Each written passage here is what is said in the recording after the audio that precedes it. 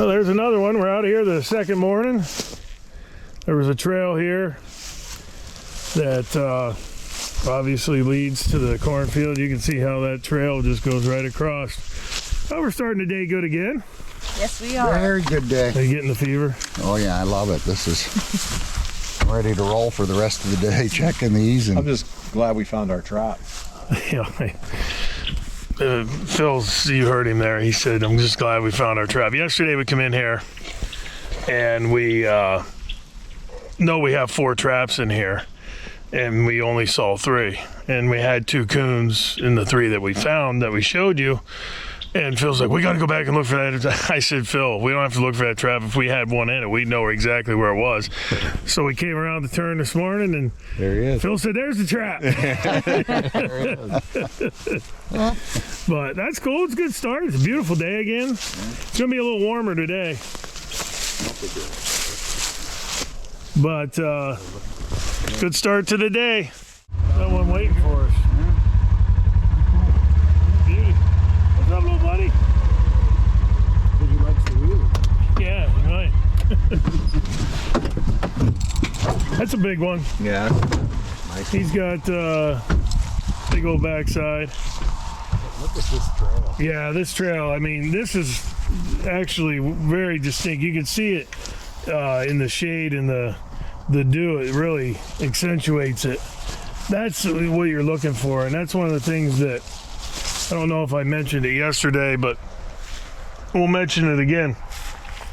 If that's a deer trail, and there are other trails around here that are like this, but if that's a strictly deer trail, that trail is going to end about right there. When the deer come into a field, they tend to disperse. They don't come out and walk a straight line in the corn. They come out, they look around, they may go left, they may go right, they may go straight. But that trail usually is going to end about right here somewhere. But when it's a small game trail, like raccoons, possum, skunks, that's going to continue to go straight across, and you can see the distinct trail leading in. And that falls back, I've said it many times before, this is the shortest distance between the food source and the cover, and you can see that it's straight across, and we got him. Now that's ironic to me because he's not in the one coming from where I thought the cover would be. If somebody asked me when I set these locations, I expect the raccoon to be over there coming out of the thick cover where I think they're bedding up or whatever. I don't expect him to be in the one which is by the food source. So he might have come into that in another trail, and then he's going out this trail and he found our trap. That's why we always put 2 or 3 on these locations. But you can see he's a dandy. What do you think, Phil? Good stuff, man. Maybe he was coming from the food. Maybe we. Yeah, he might have snuck in another trail. Back home, we just caught him 10 minutes ago. But we'll get him taken care of. Pretty nice day today. Beautiful day. Yeah. Beautiful day for trapping. Yeah, a little frost. But, find these locations. Like, you can see all that thickness down there coming into the food source. And you're going to find these trails. Here's another trail that we didn't set that comes out of there, but it's not as distinct. You can see it's not as distinct as that one right here, which just, I mean, you can see, I mean, they've got that beat down. What do you say? They used that once or twice there? And they've used that once or twice. Yeah. Well, it's not like you haven't given them a whole smorgasbord here. I know. Pretty big back end on that one. Yeah, he's a keeper. Well, we're going to get him taken care of and get it reset. Well, this is a really big coon. He found this set before we got 2 more there, nothing in it. Look at the size of that coon. Yeah. He's a monster, huh? He just growled at you, man. Yeah, he's not happy. I think he had a run-in last night. Yeah, it looks like he might have had another partner. I'm surprised that might have happened before he got in here, but he I don't know. He looks like he's blind in his right eye. His right eye, but all in all, we'll get him taken care of. That's one of the things, one of the reasons why I like doing this college try on these 3 sets now. If another one or a coyote or whatever would have come in, we'd had an opportunity at those other sets. But pretty good day, huh? Yeah, real good. For me, I can see exactly why, how effective having the 3 set here, triangle. You got one, you still got more opportunity. Yeah. I mean, the game come in here all the time. Absolutely. So.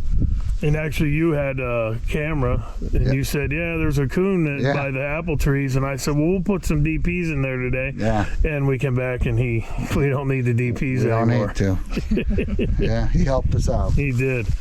Well, he's a beauty, and we'll get him taken care of, and we got a few more sets to check.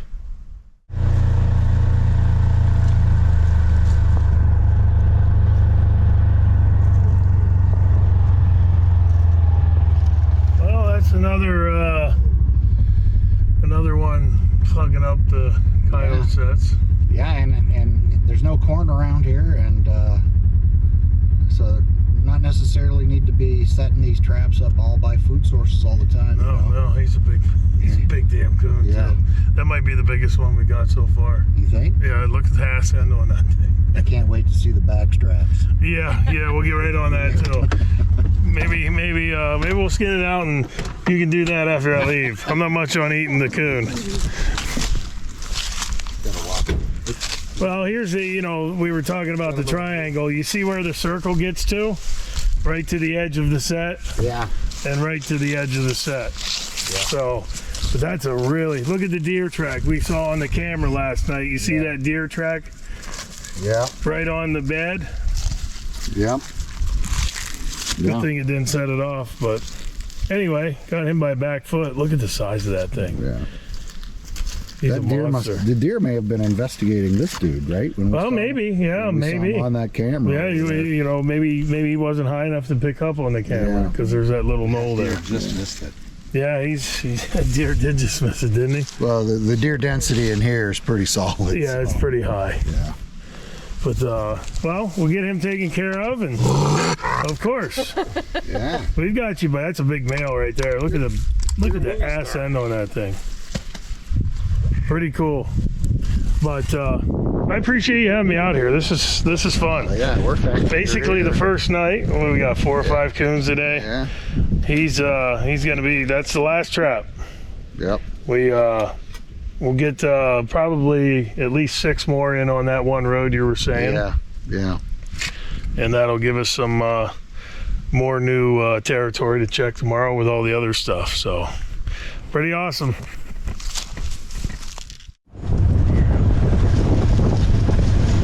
Good looking coyote.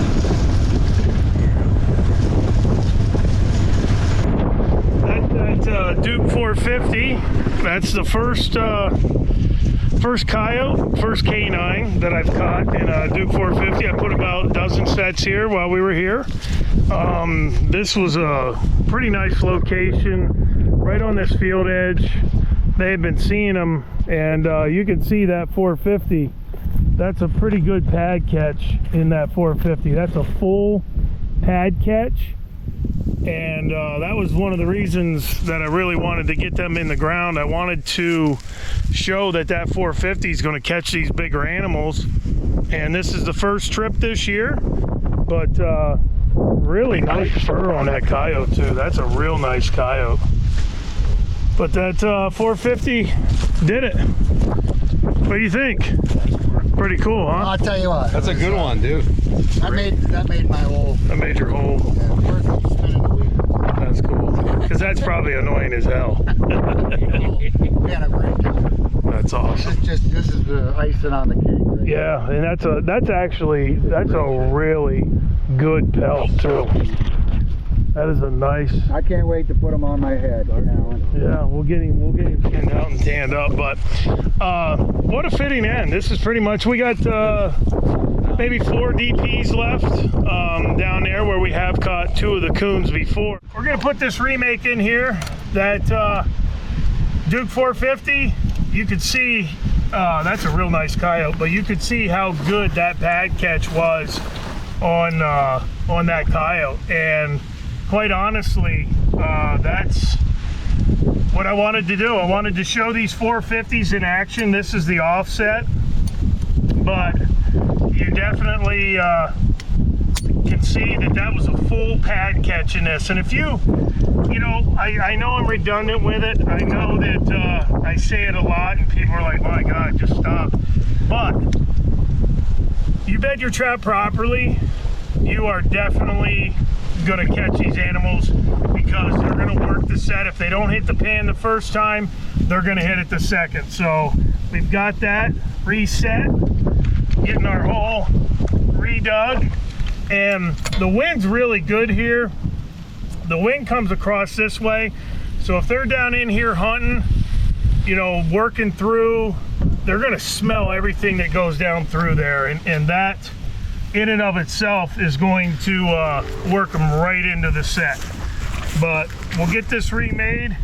I'm putting a little bit of wax sand. I definitely don't need it for the temperatures today, but it is supposed to get a little bit cooler in the next few days, and this will keep the set in good working order. But I'm just putting that in there, getting that bedded properly, and that's tight now all the way around to where we want it. Basically, I'm going to use some of this dry duff here. That's actually really good. I'll mix a little bit of sand in with it, and I'll get a little bit more dry duff right here. He's got that all tore up, so it makes it really nice. And this whole area is polluted with scent. And I see that he left this little present right here. We're just going to take that and put that right on the side.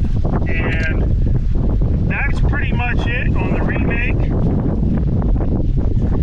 But all in all, you can see that the 450 is going to work. It's definitely a nice coyote we got here, full pad catch, and we're going to just take some of our Mountain Man, get a little bit of that. That's our prairie dog base bait. Get that down in the hole, and I'm going to take a little bit of Johnny Thorpe's Bad Medicine, which I know I had here. In this rock right here, I'm going to take it and just put a little bit of Bad Medicine, just a little bit, right under the rock. Probably got a little more than I wanted there, but I'm going to flip that rock over, and that's going to be right here on the hole as well. And that's it, done. We're good to go. We showed that the 450 is obviously going to work really good for the canines, and it's a good way to end the day right there. We're going to go down here. We got 4 more coon sets to check. Well, I think that's the second day we caught one on this trail. Nice one. What do you think, guys? Beautiful. Well, that wind's blowing today, isn't it? Yeah, it's actually refreshing because it's a bit too warm. It is. It's actually really warm. For Halloween. You know, for the last couple of days, I've been saying I wouldn't expect many coyotes in the sets because it's been 70 degrees at night, but we had that one back there, and we're just pulling the rest of the sets out and come upon this nice little coon here. So we're going to get him taken care of, but you can see how that trail goes down through them weeds right there. And before they tore it all up, you could see where it went the whole way across. You can see it right there, and how that was bare out into the cornfield. And I knew that that was definitely a coon trail, and that's a nice coon. We're gonna get this one taken care of, and you can see Duke Dog Proof doing its job again, and a nice coon. We're back at the shed.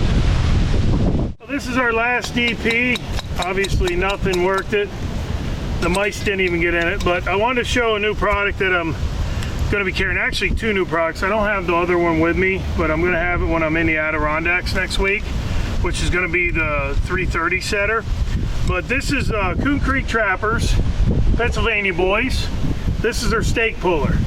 and it's got a lot of advantages to this. I'm going to pull this stake by putting it in the notch here. That's going to pull this stake right out of the ground. I'll show you that. You can also take these points, it'll go right through an end swivel. And also these 2 points you can take rebar and put through there and pull your rebar out. So it's kind of an all-in-one stake puller, and you'll see how easy, we've been pulling these today. You'll see how easy this comes out of the ground. Right there. That's up and out. That's our Talon stake, our heavy duty, but it works just as good for the wolf fangs. It's just a really nice puller, and we're going to have them on the website. As I said, Coon Creek Trappers, we're going to carry their puller and their 330 setter, and they're Pennsylvania boys, and we're going to start carrying the products. But you can see, if you need a good stake puller, this is going to pull everything out of the ground for you and make your job a hell of a lot easier when it comes time to pulling these out of the ground. The brand is so much bigger than myself or anybody involved with what we're doing. It's the tradition of, you know, it's that woodsmanship that these kids and even adults can learn just by being out there. That's what we're trying to do. Trying to get people involved, trying to get people to feel that. And every time you go out there with them, you're experiencing that outdoors through them. You know, we're showing the simplicity of things, and we're trying to debunk a lot of those myths that you know, maybe scares people away from doing it at times, thinking that, oh, it's just too hard, there's too much into it. No, it's pretty easy, and we're going to show you how easy it is, and you're going to be able to go out and do it. Get started trapping those problem animals and nest raiders today. Become the steward of your own land or lease. Visit NorthAmericanTrapper.com.